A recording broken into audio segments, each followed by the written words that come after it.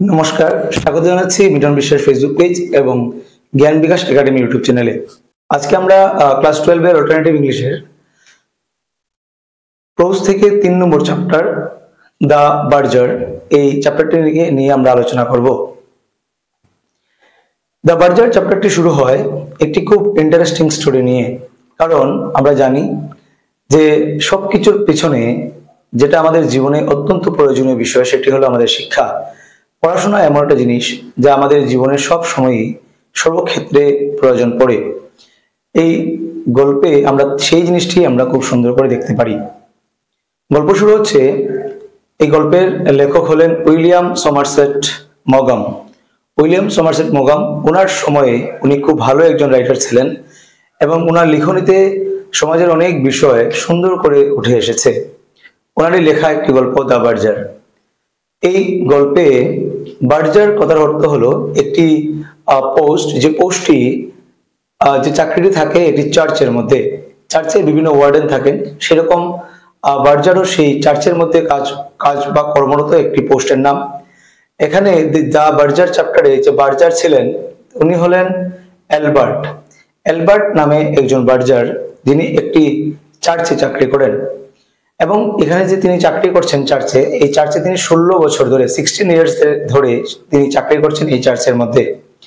এবং এই 16 ইয়ার্স এর মধ্যে ওনারই কাজের যে টেনিয়ার ছিল, এই টেনিয়ারের মধ্যে তিনি এত ভালো করে কাজ করেছেন যে কোনো ব্যক্তি ওনার কাজের উপর কোনোদিন কোনোভাবে সন্দেহ করতে পারেনি।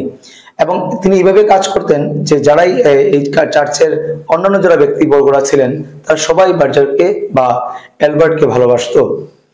এবার চার্চে কিছুদিন, অনেকদিন ধরে কাজ করছেন, 16 ইয়ার্স ধরে কাজ করছেন। হঠাৎ একদিন চার্চের মধ্যে আরেকটি, যেমন সবচেয়ে বড় পোস্ট চার্চের মধ্যে থাকে, যেমন কি যিনি চার্চকে রক্ষণাবেক্ষণ করেন, ওনার পর্যবেক্ষণ করেন, ওই পোস্টের নাম হলো বাইকার বা ভিকার। নতুন বাইকার, যারা অন্যান্য বাইকাররা ছিলেন বা ভিকাররা ছিলেন, ওনারা ওনাদের জব ছেড়ে ছেড়ে চলে যাওয়ার পর এখন যিনি নতুন বাইকার এসেছেন উনি একজন ইয়ং বয়সী একজন বাইকার, 30-40 ইয়ার্স এর মধ্যে হবে ওনার বয়স, এবং খুব ইয়ং বয়সী একজন বাইকার।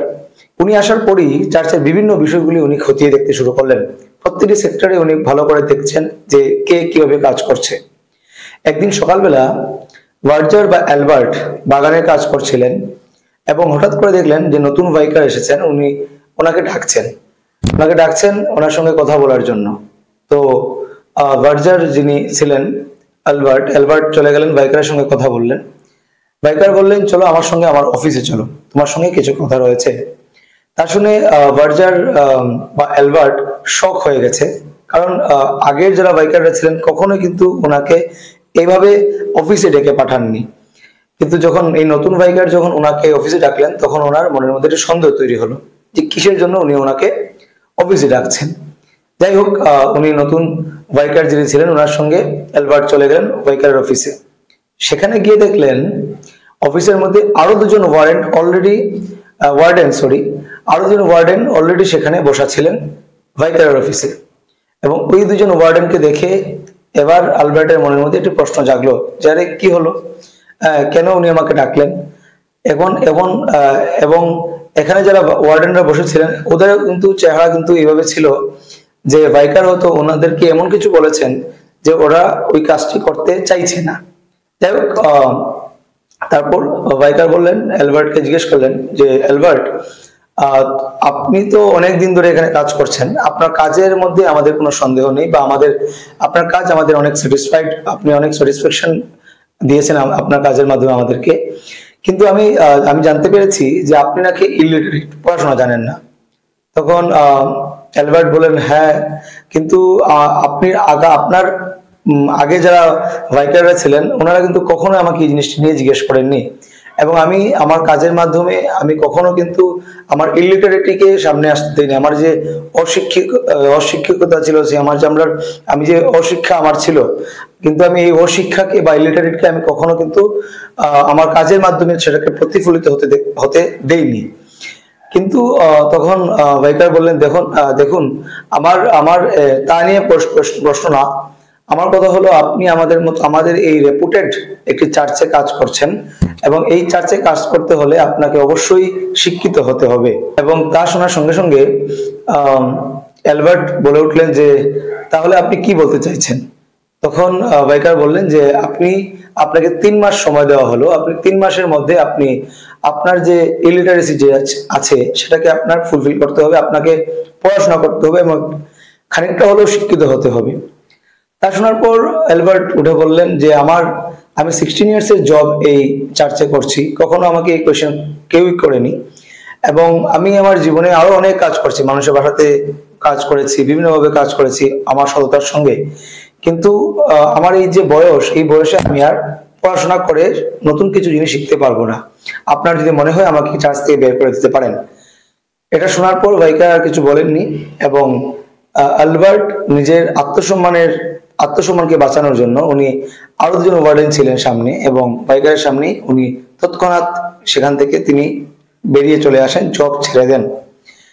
এবার জব ছাড়ার পর উনি ভাবছিলেন, জব তো ছেড়ে দিলেন, জব ছাড়ার পর উনি ভাবছেন যে এবার কি করা যায়, নতুন জব এই অবস্থায় এই বয়সে এসে নতুন কিছু শুরু করা আমার পক্ষে কি সম্ভব হয়ে উঠবে, সেই প্রশ্ন নিয়ে উনি রাস্তা দিয়ে হাঁটছিলেন এবং ভাবছিলেন।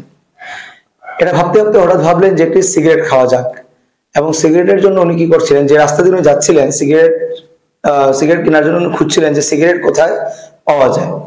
অনেক খোঁজাখুঁজির পর উনি সিগারেট পাচ্ছিলেন না।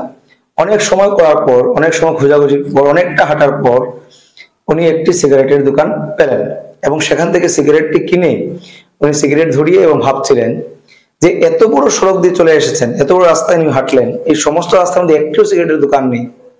সেটা ভেবে উনি আস্তে আস্তে ওনার ঘরে গেলেন, এবং ঘরে গিয়ে উনি ভাবছেন ওনার যা সেভিংস ছিল, এই সেভিংস দিয়ে উনি ভাবলেন এক কাজ করা যাক, নতুন কিছু শুরু করব, যে কি শুরু করা যায়। এখন তিনি চিন্তা করে ভেবে ফেললেন যে একটা কাজ করা যেতে পারে, একটা নতুন সিগারেটের দোকান এই যে এন্টায়ার এরিয়াতে উনি পেলেন না, এই এন্টায়ার এরিয়াতে একটি নতুন সিগারেটের দোকান খোলা যেতে পারে। যেমন ভাবনা তেমনি কাজ, উনি পরের দিনই একটি দোকান ভাড়া নিয়ে শুরু করলেন একটি সিগারেটের ব্যবসা, সিগারেটের দোকান, এবং সেই দোকানে অন্যান্য বস্তু ছিল, কিন্তু মূল সিগারেট এবং অন্যান্য জিনিসের সঙ্গে শুরু করলেন ব্যবসা। এবার উনি আগেই বলেছিলাম যে উনি যেটাই কাজ করেছেন ওনার জীবনে, বার্জার বা আরো যে কাজ করেছেন অ্যালবার্ট, ওনার জীবনে এই কাজগুলো উনি কিন্তু সততার সঙ্গে করেছেন। তাই এই বিজনেসটা যিনি শুরু করেছেন, এই দোকানটাও উনি ওনার সততার সঙ্গে শুরু করেছেন দোকান, এবং দেখতে দেখতেই 1 বছর 2 বছর কিভাবে 10 বছর হয়ে গেল, অনেক লম্বা সময় 10 ইয়ার্স এর মতো দোকানদারি করলেন, এবং একটি দোকান থেকে আস্তে আস্তে 2টো 3টো 3টি 4টি করে অনেকটি দোকান ওনার হয়ে গেল, এবং সততার সঙ্গে কাজ করে অনেকগুলো দোকান উনি খুলে ফেলেছেন, এবং উনি ভালো করে ওনার বিজনেসকে গ্রো করেছেন। এভাবে ওনার গ্রো করার পর উনি কি করলেন, যখন ওনার কাছে কিছুটা টাকা চলে আসলো, উনি টাকাগুলো নিয়ে একদিন ওনার আশেপাশেই যে ব্যাংক ছিল, একটি ব্যাংকে চলে গেলেন। ব্যাংকে যাওয়ার পর ওনার ম্যানেজার যিনি ছিলেন ব্যাংকে, ম্যানেজারকে উনি বললেন যে আমি এই টাকাগুলো নিয়ে এসেছি, আমার এই টাকাগুলা আপনি আপনার ব্যাংকে জমা রাখুন। তখন ম্যানেজার উঠে বললেন যে আপনি এতগুলো টাকা নিয়ে এসেছেন, কাজ করতে পারেন, আপনি শুধু সেভিংস এখানে রাখবেন, আপনি টাকাগুলো স্টক মার্কেট বা বিভিন্ন আরো কিছু ইউটিলিটি ফাংশন রয়েছে ব্যাংকের, ওইগুলোর মধ্যে ইনভেস্ট করুন, তাহলে আপনার টাকাটা আরো বেশি করে আপনার ইন্টারেস্টের সঙ্গে আপনি রিটার্ন পাবেন বা ফেরত পাবেন। তা শোনার পর বার্জার বা যে অ্যালবার্ট উনি প্রথম রাজি হলেন না, উনি বললেন না, এসবের প্রয়োজন নেই, আমি ভেজাল করতে চাই না, আমার টাকা আপনি সেভিংসে রাখুন, আমি টাকা জমিয়ে রাখতে চাই। তা শুনে ব্যাংকের ম্যানেজার বললেন, এক কাজ করুন, আপনার কিছু করতে হবে না, আপনি আপনার টাকাগুলো দিয়ে দিন, আমরা আপনাকে শেয়ারে লাগিয়ে দিচ্ছি বা স্টকে লাগিয়ে দিচ্ছি, আপনার চিন্তা করার প্রয়োজন নেই, বাকি কাজ আমরাই করে নেবো, আপনি শুধু এটা সাইন করে দিন পেপারের মধ্যে। এবং এই কথাটা শুনে এবং সাইন করে দিন, এবং পেপারে কি লেখা আছে একবার পড়ে নিন।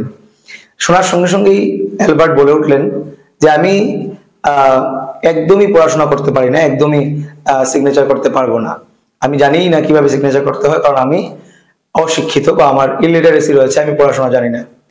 এটা শোনার সঙ্গে সঙ্গেই ম্যানেজার বলে উঠলেন যে আপনি পড়াশোনা না করে যদি এতটা টাকা রোজগার করতে পেরেছেন, এতটা টাকা জমিয়ে রাখতে পেরেছেন, তাহলে ভাবুন একবার, আপনি যদি পড়াশোনা করতেন তাহলে আপনার জীবনে আরো কি না কিছু করতে পারতেন। তা শোনার সঙ্গে সঙ্গেই বার্জার একটি ইম্পর্টেন্ট লাইনের মাধ্যমে এই গল্প শেষ হয়ে যায়। অ্যালবার্ট বলে উঠলেন যে আমি যদি পড়াশোনা করতাম তাহলে হয়তো আমি কোনো না কোনো চার্চে আজকেও এই ভার্জার বা বিভিন্ন ধরনের টেকনিক্যাল কোনো কাজ হয়তো করে আজও থাকতাম, এই টাকাগুলো জমাতে পারতাম না। এখানেই এই গল্পের ইতি হয়ে গেছে, গল্প শেষ হয়ে গেছে দ্য ভার্জার। এখান থেকে দুটো জিনিস খুব আমরা দেখতে পাই, যে জীবনে যাই আসুক না কেন, যতই টাকা পয়সা আসুক না কেন জীবনে, জীবনের জীবনে কোনো না কোনো সময় কিন্তু পড়াশোনার মূল্য টাকা পয়সা দিয়ে কেনা যায় না। টাকা পয়সার সঙ্গে সঙ্গে কিন্তু আমাদের শিক্ষিত হওয়ার প্রয়োজনীয়তা রয়েছে, পড়াশোনা শেখার প্রয়োজনীয়তা রয়েছে। এটা একটি থট। এবং আরেকটি থট যেটি রয়েছে, যে ভার্জার পড়াশোনা না করেও, অ্যালবার্ট পড়াশোনা না করেও ওনার জীবনে উনি অনেকটাই কিন্তু সাকসেস হয়েছেন।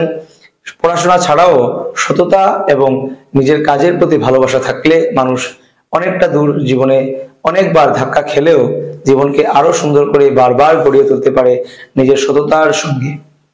তো আজকের এই গল্পে এখানে আমরা যবনিকা টানবো। দেখা হচ্ছে আরো কোনো নতুন ভিডিওতে, দেখা হচ্ছে আরো কোনো নতুন কোনো কনসেপ্ট নিয়ে, নতুন কোনো চ্যাপ্টার নিয়ে। ততক্ষণের জন্য সবাই ভালো থাকবে। ধন্যবাদ।